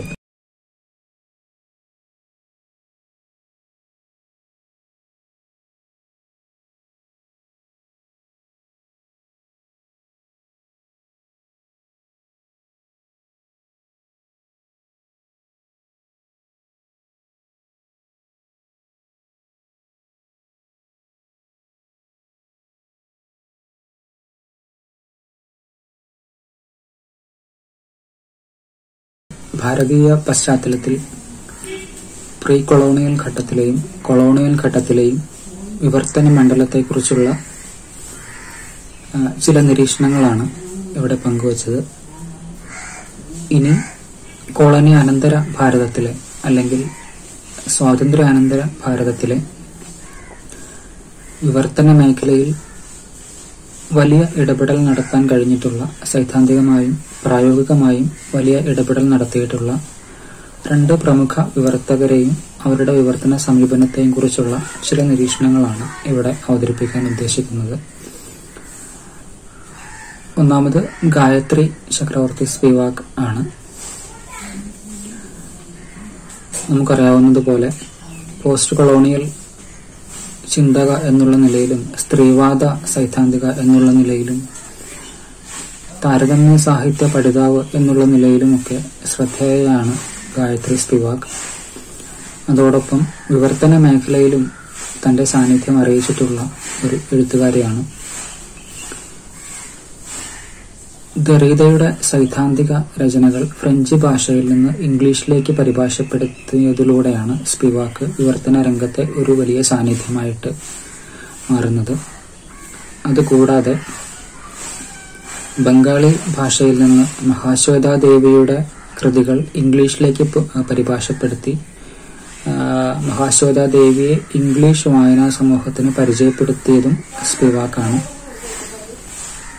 അതോടൊപ്പം തന്നെ മഹാശ്വേതാ ദേവിയുടെ കൃതികളെ വിവർത്തനം ചെയ്യുന്നതിൽ താൻ സ്വീകരിച്ച നിലപാടുകളും സമീപനങ്ങളെയും സൈദ്ധാന്തികവൽക്കരിക്കുകയും പോസ്റ്റ് കൊളോണിയൽ ചിന്തയെയും സ്ത്രീവാദ ചിന്തയെയും സമന്വയിപ്പിച്ചുകൊണ്ട് ഒരു പുതിയ വിവർത്തന രീതിയെക്കുറിച്ച് എഴുതുകയും ചെയ്തിട്ടുള്ളയാളാണ് സ്പിവാക്ക്. സ്പിവാക്കിന്റെ പൊളിറ്റിക്സ് ഓഫ് ട്രാൻസ്ലേഷൻ അല്ലെങ്കിൽ വിവർത്തനത്തിന്റെ രാഷ്ട്രീയം 1992 പ്രസിദ്ധീകരിച്ച ഈ ഒരു ലേഖനത്തില് സ്പിവാക്ക് തന്റെ പോസ്റ്റ് കൊളോണിയൽ അതുപോലെ ഫെമിനിസ്റ്റ് ഈ രണ്ട് സൈദ്ധാന്തിക ധാരകളും സമന്വയിക്കുന്ന വിവർത്തന സിദ്ധാന്തത്തെക്കുറിച്ച് സംസാരിക്കുന്നുണ്ട്. ഈ ലേഖനത്തിൽ സ്പിവാക്ക് പ്രധാനമായും പറയുന്ന ഒരു കാര്യം, ഇന്ത്യ മുതലായ മൂന്നാം ലോക സമൂഹങ്ങളിലെ സ്ത്രീ രചനകൾ വിവർത്തനം ചെയ്യുന്ന സന്ദർഭങ്ങളിൽ അവയിൽ അവതരിപ്പിക്കപ്പെടുന്ന സവിശേഷമായ സ്ത്രീ അനുഭവങ്ങളെ മാച്ചു കളഞ്ഞുകൊണ്ടുള്ള ഒരു വിവർത്തന സമീപനമാണ് പലപ്പോഴും ഒന്നാം ലോക സമൂഹങ്ങളിലെ സ്ത്രീവാദ ചിന്തകർ സ്വീകരിക്കുന്നത്. ഈ കൃതികളെ ഇംഗ്ലീഷിലേക്ക് മൊഴിമാറ്റുന്ന സ്ത്രീവാദ ചിന്തകരും വിവർത്തകരുമൊക്കെ ഈ കൃതികളിലെ പ്രാദേശിക സ്ത്രീ അനുഭവങ്ങളുടെ മുദ്രകളെ മാച്ചു കളഞ്ഞുകൊണ്ട് ഇംഗ്ലീഷ് ഭാഷയുടെ പൊതുവായ സോഷ്യൽ റിയലിസത്തിന് യോജിക്കുന്ന ഒരു വൊക്കാബുലറിയിലേക്കാണ് ഇവയെ മൊഴിമാറ്റുന്നത്. ഇതിലൂടെ സവിശേഷ അനുഭവങ്ങൾ വിവർത്തനത്തിൽ നഷ്ടപ്പെട്ടു പോവുകയും അവ ഒന്നാം ലോക സമൂഹത്തിന്റെ ധാരണകളോട് പൊരുത്തപ്പെടുന്ന വിവർത്തനങ്ങളായിട്ട് മാറുകയും ചെയ്യുന്നു എന്നുള്ള ഒരു വിമർശനമാണ് സ്പിവാക്ക് ഈ ലേഖനത്തിൽ പ്രധാനമായി ഉന്നയിക്കുന്നത്. സ്പിവാക്ക് ഈ ലേഖനത്തിൽ പറയുന്ന മറ്റൊരു പ്രധാനപ്പെട്ട കാര്യം, മൂന്നാം ലോക സ്ത്രീ രചനകളിൽ സ്ത്രീകളുടെ സവിശേഷമായ കർത്തൃത്വം സന്നിഹിതമാകുന്നത് ഭാഷയുടെ ലോജിക്കലായിട്ടുള്ള അല്ലെങ്കിൽ യുക്തിഭദ്രമായിട്ടുള്ള വാക്യതലത്തിലോ അല്ലെങ്കിൽ അർത്ഥതലത്തിലോ ഒന്നുമല്ല, മറിച്ച് ഭാഷയുടെ റിട്ടോറിക്കലായിട്ടുള്ള തലത്തിലാണ്. അലങ്കാരശാസ്ത്രപരമായിട്ടുള്ള ആ ഒരു ബാഹ്യതലത്തിലാണ് ഈ സവിശേഷമായ ഉപമകളിലും അവർ സ്വീകരിക്കുന്ന സവിശേഷ രൂപകങ്ങളിലുമൊക്കെയാണ് മൂന്നാം ലോക സ്ത്രീ അനുഭവങ്ങളുടെ സവിശേഷതകൾ സന്നിഹിതമാവുന്നത്. ഭാഷയുടെ ഈ റിട്ടോറിക്കൽ തലത്തിന് വേണ്ടത്ര ശ്രദ്ധ നൽകാതെ ആശയവിവർത്തനം മാത്രം നടത്തുന്ന സമീപനമാണ് ഒന്നാം ലോക വിവർത്തകർ പൊതുവെ ചെയ്യുന്നത്. റിട്ടോറിക്കൽ തലത്തിന് പ്രാധാന്യം നൽകാതെ ആശയതലത്തെ മാത്രം വിവർത്തനം ചെയ്യുന്ന ഈ ഒരു സമീപനം ഒട്ടും തന്നെ ഗുണകരമല്ല. അത് സ്ത്രീവാദ രാഷ്ട്രീയത്തിന് ഒട്ടും തന്നെ ചേരുന്ന ഒന്നല്ല, മറിച്ച് ഒന്നാം ലോകം മുൻധാരണകളെ മാത്രം ഉറപ്പിക്കുന്ന ഒന്നാണ്. മൂന്നാം ലോകത്തിന്റെ സ്ത്രീകളുടെ അനുഭവ ലോകം വിവർത്തനത്തിൽ നഷ്ടപ്പെട്ടു പോവുകയാണ് ചെയ്യുന്നത് എന്നാണ് സ്പിവാക്ക് പറയുന്നത്. ഇതിനുള്ള പ്രതിവിധിയായി സ്പിവാക്ക് നിർദ്ദേശിക്കുന്നത് സൂക്ഷ്മവും ഇന്റിമേറ്റ് ആയതുമായിട്ടുള്ള വൈകാരിക അടുപ്പം പാലിച്ചുകൊണ്ടുള്ള വായനയും വിവർത്തനവുമാണ്. സാഹിത്യ ഭാഷയുടെ റിട്ടോറിക്കലായ തലങ്ങൾക്ക് സവിശേഷമായ ശ്രദ്ധ നൽകിക്കൊണ്ടുള്ള വായനയും വിവർത്തനവുമാണ് സ്പിവാക്ക് ഇതിന് ബദലായിട്ട് നിർദ്ദേശിക്കുന്നത്. ഈ വായനയും വിവർത്തനവും സാധ്യമാകണമെങ്കിൽ ലക്ഷ്യഭാഷയുമായിട്ട്, അതായത് മൂലകൃതി രചിക്കപ്പെട്ടിട്ടുള്ള മൂന്നാം ലോകത്തിലെ പ്രാദേശിക ഭാഷയുമായിട്ട് ഒന്നാം ലോക വിവർത്തക അടുപ്പം പുലർത്തേണ്ടതുണ്ട്. ഭാഷ പഠിക്കുക, ഭാഷയിലെ എഴുത്തും വായനയും ശീലിക്കുക എന്നത് മാത്രമല്ല, മറിച്ച് സ്വകാര്യമായിട്ടുള്ള കാര്യങ്ങൾ ആ ഭാഷയിൽ പറഞ്ഞ് ഭാഷയുമായിട്ടുള്ള ഇന്റിമേറ്റ് ആയ ഒരു ബന്ധം സ്ഥാപിക്കേണ്ടതുണ്ട്. തുടർന്ന് ഇന്റിമേറ്റ് ആയിട്ടുള്ള ഒരു വായനയിലൂടെയും വിവർത്തനത്തിലൂടെയും ഈ മൂലകൃതിയുടെ അലങ്കാരപരമായ തലത്തിൽ സന്നിഹിതമായിരിക്കുന്ന കർത്തൃത്വ മുദ്രകളെ വിവർത്തനത്തിൽ നിലനിർത്തിക്കൊണ്ട് കൃതിയെ മൊഴിമാറ്റണം എന്നാണ് സ്പിവാക്ക് നിർദ്ദേശിക്കുന്നത്. അപ്പോൾ മൂന്നാം ലോക സ്ത്രീകളുടെ കർത്തൃത്വത്തിനും അവരുടെ അനുഭവത്തിനും ഭാഷയിലെ അവരുടെ പ്രതിനിധാനത്തിനും വളരെയധികം പ്രാധാന്യം കൊടുത്തുകൊണ്ട് പോസ്റ്റ് കൊളോണിയൽ ചിന്തയെയും സ്ത്രീവാദ ചിന്തയെയും വിവർത്തന ചിന്തയെയും സമന്വയിപ്പിക്കുന്ന ഒരു പുതിയ വിവർത്തനത്തിന്റെ രാഷ്ട്രീയമാണ് സ്പിവാക്ക് തന്റെ ലേഖനത്തിൽ മുന്നോട്ട് വയ്ക്കുന്നത്. ഈ ഒരു സമീപനം സ്വീകരിച്ചുകൊണ്ടാണ് താൻ മഹാശ്വേത ദേവിയുടെ കൃതികളെ വിവർത്തനം ചെയ്തിരിക്കുന്നത് എന്നാണ് സ്പിവാക്ക് പറയുന്നത്. സ്പിവാക്കിന്റെ ഈ ഒരു ലേഖനവും അതിലെ ആശയങ്ങളും വിവർത്തന പഠനപരമായി വളരെ പ്രസക്തിയുള്ള ഒന്നാണ്. സ്പിവാക്കിന്റെ ഈ ലേഖനവുമായി തന്നെ ചേർത്ത് വെച്ചുകൊണ്ട് ഇത്തരം ആശയങ്ങളെ നിലനിർത്തിക്കൊണ്ട് തന്നെ ഉണ്ടായിട്ടുള്ള ഒരു സമാഹാരമാണ് വിമൻ റൈറ്റിംഗ് ഓഫ് ഇന്ത്യ. താരു, ലളിത എന്നിവർ എഡിറ്റ് ചെയ്തിട്ടുള്ള വിമൻ റൈറ്റിംഗ് ഇൻ ഇന്ത്യ 1993 പുറത്തു വന്ന ആന്തോളജിയാണ്. ഇത് 2 വോളിയം ഉണ്ടെന്ന് തോന്നുന്നു.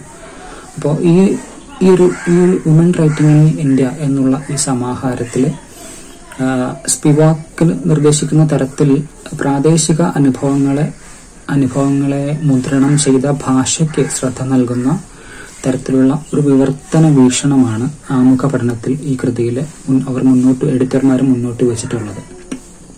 അപ്പോൾ സ്പിവാക്ക് നിർദ്ദേശിച്ചിട്ടുള്ള, അതുപോലെ പലരും പ്രായോഗിക തലത്തിലേക്ക് കൊണ്ടുവന്നിട്ടുള്ള ഈ ഒരു വിവർത്തന സമീപനം പാശ്ചാത്യമായിട്ടുള്ള ആംഗലേയ കേന്ദ്രിതമായിട്ടുള്ള വിവർത്തന രീതികളിൽ നിന്നൊക്കെ വളരെ ഭിന്നമാണ്. ഇവ ലക്ഷ്യഭാഷയെയും ലക്ഷ്യഭാഷയിലെ സമൂഹത്തെയും വിവർത്തന ബന്ധത്തിന്റെ കേന്ദ്രത്തിലേക്ക് കൊണ്ടുവരുന്നു. ഇവിടെ വിവർത്തന ബന്ധത്തിൽ ഏറ്റവും പ്രാധാന്യം കിട്ടുന്നത് ലക്ഷ്യഭാഷയിലെ സമൂഹത്തിനാണ് എന്നുള്ളതാണ് പ്രത്യേകത. അപ്പോൾ കൊളോണിയൽ കാലഘട്ടത്തിൽ സ്ഥാപിതമായിട്ടുള്ള ഒരു അധികാരത്തിന്റെ ബാലൻസിനെ ഈ കോളനിയാനന്തര ഘട്ടത്തിലെ പുതിയ വിവർത്തന സമീപനങ്ങളും സിദ്ധാന്തങ്ങളും അട്ടിമറിക്കുന്നുണ്ട് എന്ന് പറയാം. അപ്പോൾ ഇവയുടെ പ്രയോഗത്തിലൂടെ പുതിയ തരത്തിലുള്ള വിവർത്തന പാഠങ്ങളാണ് രൂപപ്പെടുന്നത്. പാശ്ചാത്യ സമൂഹത്തിന് അവരുടെ അഭിരുചികൾക്ക് നിരക്കുന്ന തരത്തിലുള്ള വിവർത്തനങ്ങളല്ല, മറിച്ച് ഇത്തരം സിദ്ധാന്തങ്ങളിലൂടെ ഉൽപ്പാദിപ്പിക്കപ്പെടുന്നത് അത്തരം സുരക്ഷിതത്വ ബോധങ്ങളെയൊക്കെ അട്ടിമറിച്ചുകൊണ്ട് ഒരു പുതിയ സാംസ്കാരിക ഇടത്തിലേക്ക് വായനക്കാരെ എത്തിക്കുന്ന അപരവുമായി മുഖാമുഖം കൊണ്ടുവരുന്ന ഒരു പുതിയ സമീപനമാണ്. ഇനി എ.കെ. രാമാനുജനെ കുറിച്ചാണ് പറയേണ്ടത്. എ.കെ. രാമാനുജൻ സുദീർഘമായിട്ടുള്ള ഒരു ട്രാൻസ്ലേഷൻ കരിയറിന്റെ ഉടമയായിരുന്നു. 1950 മുതൽ 1990 വരെയുള്ള കാലഘട്ടത്തിൽ ആണ് അദ്ദേഹം വിവർത്തനങ്ങൾ നിർവഹിച്ചിട്ടുള്ളത്. 40 വർഷത്തിലധികം നീണ്ടു നിൽക്കുന്ന അദ്ദേഹത്തിന്റെ കരിയറിൽ അദ്ദേഹം പ്രധാനമായും കാവ്യ വിവർത്തനങ്ങളിലാണ് ഏർപ്പെട്ടിട്ടുള്ളത്. കൂടാതെ ഗദ്യകൃതികളുടെ വിവർത്തനവും അദ്ദേഹം ചെയ്തിട്ടുണ്ട്. പ്രത്യേകിച്ച് ദക്ഷിണേന്ത്യൻ ഭാഷകളിലുള്ള പ്രാചീന കാവ്യങ്ങളെ ഇംഗ്ലീഷിലേക്ക് പരിഭാഷപ്പെടുത്തുകയും അതൊന്നു മാത്രമല്ല മറ്റ് ദക്ഷിണേന്ത്യൻ ഭാഷകളിലെ പ്രാദേശിക ഗദ്യരചനകളെ, നോവലുകളെയും മറ്റും പരിഭാഷപ്പെടുത്തുകയും ചെയ്തിട്ടുണ്ട്. ഭക്തി സാഹിത്യം, തെലുങ്ക്, കന്നഡ, തമിഴ് ഭാഷകളിലെ ഭക്തി കാവ്യങ്ങളും അതുപോലെ കന്നഡയിലെ വീരശൈവ വചനകാവ്യങ്ങളുമൊക്കെ ഇംഗ്ലീഷ് ഭാഷയിലേക്ക് അദ്ദേഹം പരിഭാഷപ്പെടുത്തുകയും അവ വളരെയധികം പണ്ഡിത ശ്രദ്ധയും ആസ്വാദക ശ്രദ്ധയും നേടുകയും ചെയ്തിട്ടുണ്ട്. എ.കെ. രാമാനുജന്റെ വിവർത്തന സമീപനം എന്ന് പറയുന്നത് അദ്ദേഹത്തിന്റെ ഭാഷാശാസ്ത്രപരമായ ഒരു അടിസ്ഥാനവും ഉൾക്കാഴ്ചയും നിലനിർത്തിക്കൊണ്ടാണ് അദ്ദേഹം വിവർത്തനം നടത്തുന്നത്. എല്ലാ ഭാഷകൾക്കുമുള്ള വ്യതിരിക്തത, ഭാഷകൾക്ക്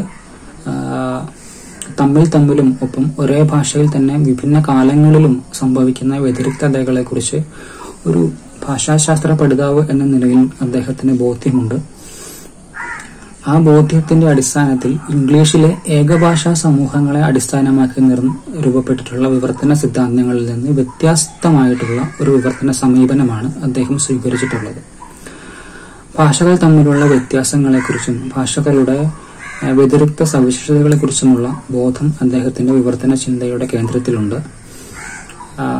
വിവർത്തനത്തിന്റെ വിജയമെന്ന് പറയുന്നത് കേവലമായ ഭാഷാന്തരത്തെ മാത്രം ആശ്രയിക്കുന്നതല്ല, മറിച്ച് പദതലവും വാക്യതലവും മുതൽ ഭാഷയുടെ ബാഹ്യവും ആന്തരികവുമായ പല തലങ്ങളുടെയും ഒരു സമന്വയത്തിലൂടെയാണ് അത് സാധ്യമാവുന്നത്. മാത്രമല്ല, കാവ്യ വിവർത്തനത്തിൽ വിവർത്തകൻ ഒരു കവിയായി മാറേണ്ടതുണ്ട്. കാവ്യ അനുഭൂതി, വായനക്കാരന്റെ അനുഭൂതിയും ഈ ഒരു ഭാഷാതലം എന്നതുപോലെ തന്നെ പ്രധാനമാണ്. കാവ്യ വിവർത്തനം വളരെ സങ്കീർണമായ, സൗന്ദര്യപരമായ സങ്കീർണമാനങ്ങളുള്ള ഒരു പ്രക്രിയയായിട്ടാണ് രാമാനുജൻ കാണുന്നത്. അതുപോലെ രാമാനുജന്റെ വിവർത്തന സിദ്ധാന്തത്തിലെ ഒരു പ്രധാന ഘടകം അദ്ദേഹത്തിന്റെ വിവർത്തന ലക്ഷ്യം എന്ന് പറയുന്നത് കൃതിയെ ഇപ്പോൾ ഭാരതീയ കൃതിയെ ആംഗലേയ ഭാഷയിലേക്ക് മാറ്റുക, അവിടെ എത്തിക്കുക എന്നത് മാത്രമല്ല, മറിച്ച് ലക്ഷ്യഭാഷയിലെ വായനക്കാരനെ വിവർത്തനം ചെയ്യുക എന്നുള്ളതാണ്. വായനക്കാരന്, റീഡറിനെ ട്രാൻസ്ലേറ്റ് ചെയ്യുക. അതായത് കൃതി വായിക്കുന്ന ആളെ ആ കൃതിയുടെ പരിസരത്തിലേക്ക് എത്തിക്കുക, അയാളെ ഇങ്ങോട്ട് വിവർത്തനം ചെയ്യുക. അപ്പോൾ വിവർത്തനത്തിന്റെ യഥാർത്ഥ ലക്ഷ്യം കൃതിയുടെ ലക്ഷ്യം വിവർത്തനമല്ല, മറിച്ച് വായനക്കാരന്റെ വിവർത്തനമാണ് എന്നുള്ള ഒരു വീക്ഷണമാണ് രാമാനുജൻ മുന്നോട്ട് വെക്കുന്നത്. അതായത് പാശ്ചാത്യ സമൂഹത്തിൽ, ഇംഗ്ലീഷ് സമൂഹത്തിൽ ജീവിക്കുന്ന ഒരു വായനക്കാരനെ ഈ കൃതി മുന്നോട്ട് വെക്കുന്ന സാംസ്കാരിക പരിസരത്തിലേക്ക് എത്തിക്കുക, അധികാരപരമായ ഉന്നതിയിൽ നിന്ന് ഈ കൃതി പ്രതിനിധാനം ചെയ്യുന്ന അപരത്വത്തിലേക്ക് അയാളെ എത്തിക്കുക, ഈ അപരത്തിന്റെ ടേംസിലേക്ക് വായനക്കാരന് വിവർത്തനം ചെയ്യുക. അങ്ങനെ ഈ ഒരു കൊളോണിയൽ കാലഘട്ടത്തിൽ നിലവിൽ വന്ന ഒരു അധികാര സമവാക്യത്തെ മറ്റൊരു തരത്തിൽ തിരുത്തുന്ന ഒരു സമീപനം തന്നെയാണ് രാമാനുജനും മുന്നോട്ട് വെക്കുന്നത് എന്ന് പറയാം. പാശ്ചാത്യനായ വായനക്കാരനെ ലക്ഷ്യഭാഷയുടെ പരിസരത്തിലേക്ക്, ആ ലക്ഷ്യഭാഷയിലേക്ക്, ആ സംസ്കാരത്തിലേക്ക്, ആ ഒരു കാവ്യലോകത്തിലേക്ക് അയാളെ വിവർത്തനം ചെയ്യുകയാണ് രാമാനുജന്റെ വിവർത്തന സമീപനത്തിന്റെ ആത്യന്തിക ലക്ഷ്യം എന്ന് പറയാം. അപ്പോൾ അദ്ദേഹത്തെക്കുറിച്ച് നിരീക്ഷിക്കപ്പെട്ടിട്ടുള്ള മറ്റൊരു കാര്യം, ദരീദ, അതുപോലെ വാൾട്ടർ ബെന്യാമിൻ മുതലായ ചിന്തകർ പാശ്ചാത്യ ലോകത്തിൽ മുന്നോട്ട് വെച്ചിട്ടുള്ള വിവർത്തന സിദ്ധാന്തങ്ങളിൽ നിന്നൊക്കെ വിഭിന്നമാണ് രാമാനുജന്റെ വിവർത്തന ശൈലി എന്നുള്ളതാണ്. ഇപ്പോൾ ദരീദയും മറ്റും പറയുന്ന ഇക്രിച്ചർ അല്ലെങ്കിൽ ജനറൽ റൈറ്റിംഗ് എന്നുള്ള കൺസെപ്റ്റ്, അത്തരം കൺസെപ്റ്റുകളൊക്കെ ഏകഭാഷാ സമൂഹത്തെ മുൻനിർത്തി രൂപപ്പെട്ടിട്ടുള്ളവയാണ്. അവ ഇന്ത്യ പോലെയുള്ള ബഹുഭാഷാ സമൂഹങ്ങളെയോ അല്ലെങ്കിൽ മൂന്നാം ലോകത്തിന്റെ വൈവിധ്യങ്ങളെയോ വേണ്ട പോലെ ഉള്ളടക്കം ചെയ്യുന്ന പരികൽപ്പനകളല്ല എന്നുള്ള ഒരു ധാരണയാണ് ഇദ്ദേഹത്തിനുള്ളത്, എ.കെ. രാമാനുജനുള്ളത്. അതുകൊണ്ട് തന്നെ ഭാഷകളുടെയും സംസ്കാരങ്ങളുടെയും വ്യത്യസ്തതയും സവിശേഷതയും തിരിച്ചറിഞ്ഞുകൊണ്ടുള്ള എഴുത്തിന്റെയും വായനയുടെയും ഒക്കെ ഒരു ബഹുസ്വരതയെ, ഒരു പലമയെ തിരിച്ചറിഞ്ഞുകൊണ്ടുള്ള ഒരു വിവർത്തന സമീപനം കൂടിയാണ് രാമാനുജൻ പിന്തുടർന്നിരുന്നത്. എന്ന് മാത്രമല്ല, ഇപ്പോൾ കന്നഡ മുതല പോലെയുള്ള നമ്മുടെ സൗത്ത് ഇന്ത്യൻ ഭാഷകളിലെ പ്രാചീന കൃതികൾ ഉൾപ്പെടെയുള്ള ഒരു പാഠസമ്പത്തിനെ ഒരു വലിയ ലോകത്തിന് തുറന്നു നൽകുക എന്നുള്ള ഒരു പൊളിറ്റിക്കൽ കർമ്മം കൂടി അദ്ദേഹം ചെയ്യുന്നുണ്ട്.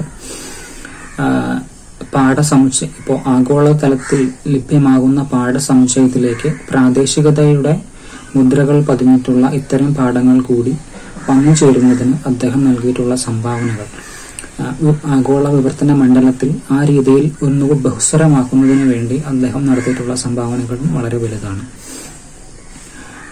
ഇനി മലയാളത്തിലെ വിവർത്തന മണ്ഡലത്തെക്കുറിച്ചുള്ള ചെറിയ ചില നിരീക്ഷണങ്ങൾ കൂടി നടത്തിക്കൊണ്ട് ഇത് അവസാനിപ്പിക്കാമെന്ന് കരുതുന്നു.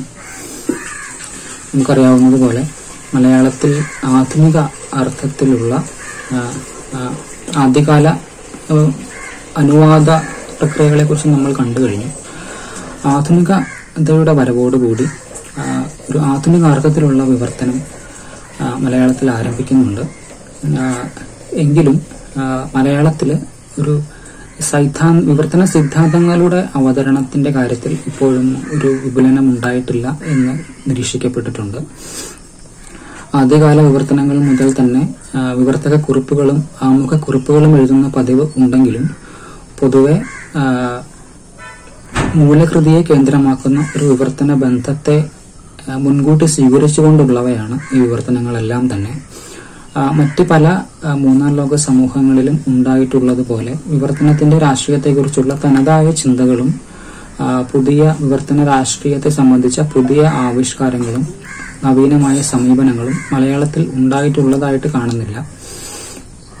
വിവർത്തന കുറിപ്പുകളിലും മറ്റും ചെറിയ തരത്തിലുള്ള വിവർത്തന ചർച്ചകൾ നടക്കുന്നുണ്ട് എന്നതിനപ്പുറം സൈദ്ധാന്തികമായ ഒരു ഇടപെടൽ മലയാളത്തിൽ നിലവിൽ ഉണ്ടായിട്ടുള്ളതായിട്ട് കാണുന്നില്ല.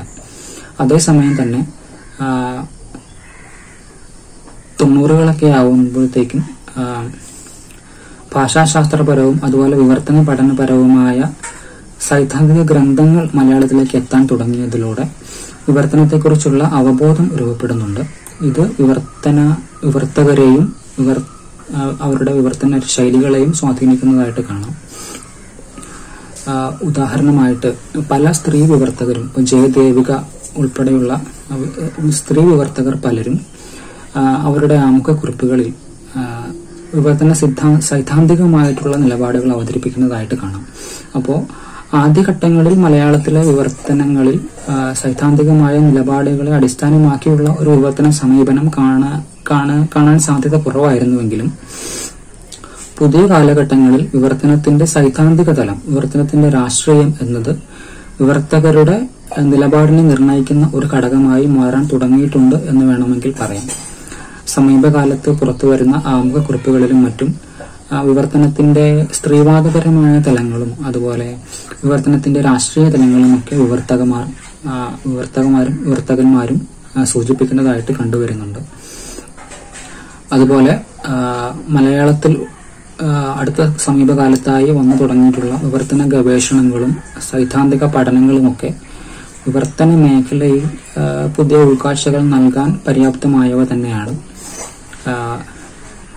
പൊതുവെ വളരെയധികം വിവർത്തനങ്ങൾ മലയാളത്തിൽ ഉണ്ടാവുന്നുണ്ട്. മലയാള സാഹിത്യ ബഹുവ്യവസ്ഥയെ, ലിറ്റററി പോളി സിസ്റ്റത്തിനെ നിർണയിക്കുന്നതിലും അതുപോലെ അതിൽ പുതുമകൾ കൊണ്ടുവരുന്നതിലും പ്രവണതകളെ തിരുത്തുന്നതിലുമൊക്കെ ആദ്യഘട്ടം മുതലേ വിവർത്തനങ്ങൾക്ക് വലിയ പങ്കുണ്ട്. മലയാളത്തിൽ മാത്രമല്ല ഭാരതീയ ഭാഷകളിൽ പൊതുവെയും ഒരു ഭാവുകത്വപരമായ ഇടപെടൽ സൃഷ്ടിക്കുന്നതിൽ വിവർത്തനത്തിന് വലിയ പങ്കുണ്ട് എന്ന് തന്നെ പറയാം.